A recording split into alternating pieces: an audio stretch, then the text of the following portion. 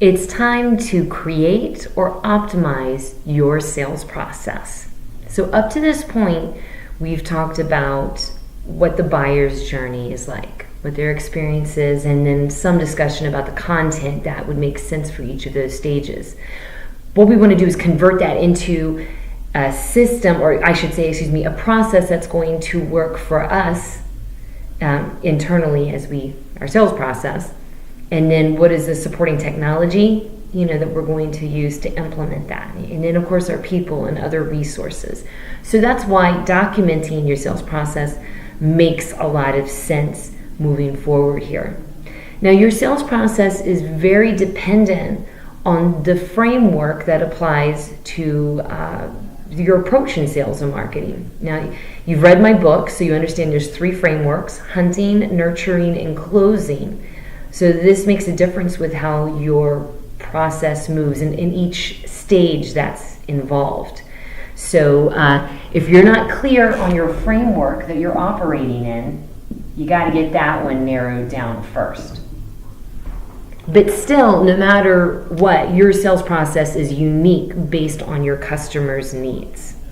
So each stage, which if you look in a CRM, typically you're going to see 3 stages minimum, and sometimes it can be 6, 7, or 8, depending on how complex the whole buyer's journey is. But no matter what, at each stage, what you want to do is document these 4 different things. First of all, what are the activities that need to take place in this particular stage? So, for example, with the hunting framework, our first stage would be to qualify the opportunity. Are they a good fit? Do they have the money? And that's where you use tools like BANT, budget authority, need, and timing. That's something that you initially know. And we use our ideal client description too to initially know, hey, it appears at this stage to be something that we continue moving forward. And that's in the hunter model, for example. So an activity, well, what would that be? I guess to clarify, to qualify them, we do some research on the internet. We maybe enrich their profile. That's just another word for describing. We fill out the details in our CRM about that contact that we know that we want the basics of. Or we have a conversation. So that's usually maybe an initial phone call. So all of that could be activities with the outcome, from my example here, of yes, this is a qualified business to continue forward, at least to this extent, to continue forward in the sales process. Next, what is the content that we want to use at this stage to support? And maybe it's referencing your ideal client description. It might be too that you want to go ahead and have some content for that particular prospect to consider also. Because if we're remembering those 3 stages, criteria forming and decision, they're at that information level. So maybe we want to provide them, a brochure with a description of our services and our pricing, because they can self-select out at that stage whether or not they want to spend that kind of money. And then we don't have to go through the whole sales process and then they turn down the proposal because it costs too much. I didn't know it was going to cost that much. So there's an example for that. And then the last one is key players. It might be that you have more than one person involved in the sales process. Maybe you've got your person that's generating the leads, and then you've got your person that's closing them, inside, outside kind of thing. Or maybe you have experts within house that you want to bring in later in the sales process because they're going to do maybe more of the analysis and planning for the solution, whereas the salesperson who initiates a conversation just makes sure that everything's worthwhile up to that point, to get them in the door and make that conversation with the internal team more worthwhile. So I'll give you a couple of examples here of sales stages, which again should be reflected ultimately in your CRM, in the funnels that you have there. And you can have more than one. I guess I should explain that too, that if you have more than one kind of market that you sell to, more than one kind of predominant service or product, then you're going to have maybe 2 or 3 different types of sales funnels. And That's how you make sure when you've got a new contact in there, it's applied, when an opportunity comes up, it's applied to the correct funnel, and we know at every moment of every day exactly what needs to get done, so nothing is forgotten or left behind, or too much time isn't lost. And that's a big deal in sales. You don't want to lose time and have windows of time where they can go out and explore other providers. So, for example, with the hunting model, okay? So this is going to be prospecting, typically with sales, and it's going to be brand awareness, typically handled by marketing.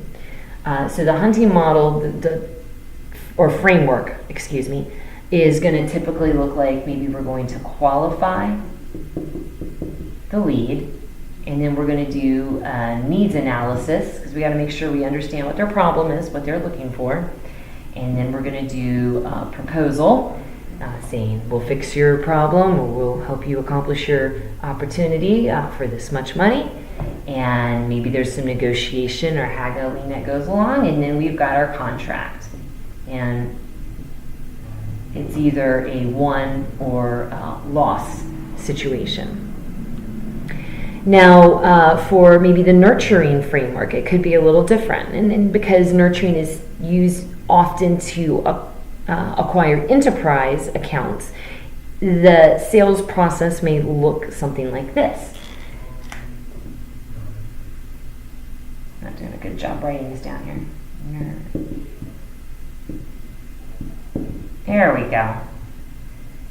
It might be, first of all, we need to ID all of the players involved in that company. We've already ID'd the companies we're going after. That's understood, because nurturing is an account-based approach to developing business. So we're using account-based marketing strategies and account-based sales strategies. It means we have to have already the accounts defined ahead of time. With those accounts defined ahead of time, they can be sitting in your database, but they're not going to enter your sales funnel as an opportunity until we first identify all the players involved within that account that we need to engage. And then the next thing might be our outreach is the next stage. Just initial outreach. We should have a campaign or a process on how to do that, or maybe 2 or 3 different ones, depending on which kinds of accounts we're going after. And then we're going to probably have a needs analysis once the outreach has been successful, and maybe that could take some time. So we're just sitting around continuing to build our relationship with that person, or that company, I should say, because they're not going to look at bringing on a new vendor until their other contract expires, right? And that could be 6 months from now. Just for example, often in account-based marketing, you're displacing a competitor. You may be entering in with no competition, but often it's you're disrupting somebody else. Maybe after the needs analysis, there's going to be a demo, and then we go on to our proposal, and then we go on to our contract. So how do you figure out what your sales process should be? Well, I would say keep it simple, and what I would recommend is working backwards. You're going to be successful in planning all of your sales and marketing strategies, and execution of those strategies is all going to be successful working backwards, because you want to start with the end goal in mind. And what's the step prior that's going to move them to the stuff that we are on right now? Because if you start off in the Netherlands, somewhere out here, and you hope we kind of figure out how to get them to the middle, well, they could go a lot of different directions. It's just the answers are more obvious when you work backwards. And perhaps it's just the one lost contract. I mean, that's what everybody wants. But it could be different in your business. I don't know. This is just a typical one. And typically there's a proposal that happens before the contract. But maybe you have a unique way of proposing. Maybe there's an initial proposal and a final proposal, and a way the negotiation occurs in between. Maybe you have a demo, maybe you have an example product, all those kind of things are examples of what could be part of your sales process. Now, once you've got this process down, it's going to be so much easier to set up your CRM, which is going to be the next video here, in terms of what kind of data about each contact that you want to collect, and of course how you're going to set up your funnel. So this is just a really good place to start, and making sure you got the right people, targeted, and who's going to be doing what and where. Also use this part right here to optimize if you already have a sales process, which I'm assuming actually most of you do, whether it's documented or not. But go ahead and outline the outcomes that you really want, the activities that will produce those outcomes at each stage, and then of course any supportive aspects, which is content and key players. You're going to be well on your way to feeling extremely confident when an opportunity walks in through your door. You're going to be able to close it, and if you don't, you didn't want them as a customer anyway. Okay, until next time.